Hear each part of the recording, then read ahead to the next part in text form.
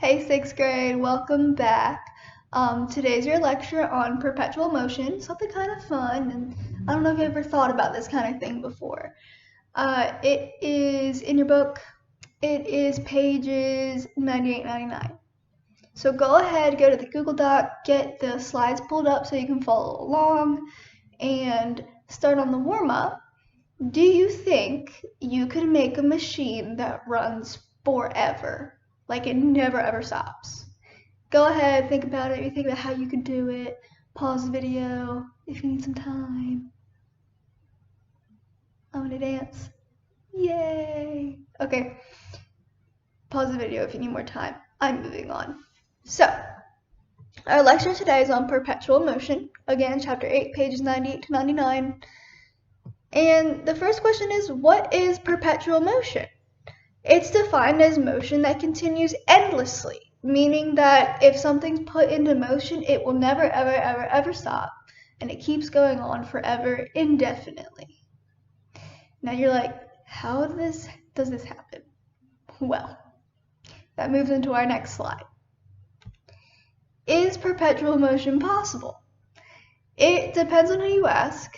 Most people say no, because you have to overcome the effects of gravity, friction, loss of energy, all that stuff to actually have perpetual motion.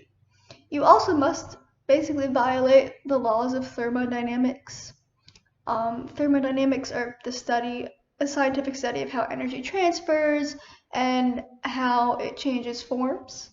And when you have something we call a system, say it's a machine that all it does is move one thing from one place to another, that's a system.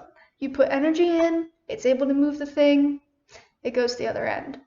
Well, when you do that, the whole system has energy into it, and if you take energy out from it, that changes the system. And the energy changes forms. Let's say we have a steam generator running this little machine. It's using thermal energy to give energy to the machine to start working. But the second that machine, like say it's a bucket and it's going to lift it over here, that's called mechanical energy. So that the study of how that energy changes thermodynamics. But when you do that, as energy changes forms, there's bound to be a loss of some sort of energy. So think about when you pour a mug of hot chocolate. If you leave it on the counter for a few minutes, it's going to lose heat energy, right? So any sort of system loses any kind of energy. So that really makes it hard to pretty much violate the laws of physics and create a perpetual motion machine. That moves into the laws of thermodynamics. The first one states that energy cannot be created or destroyed. You know this. You can't actually make energy. Energy only changes forms. So say I have a battery, that's electrical energy, and then it makes my little RC car move. That can be mechanical energy. Law 2 is really complicated and involves something called entropy. You don't have to know what that is. But basically this law states that things will slow down and wear out due to energy moving throughout the system. That is what I was just talking about, where how a system will start to lose energy just like the mug of hot chocolate. Naturally, in a system, the energy will just start to be lost. Like let's say there's some heat energy going in there, it's going to transfer to different parts of the machine and things will cool down. So it's really, really hard to actually figure out something that could have perpetual energy.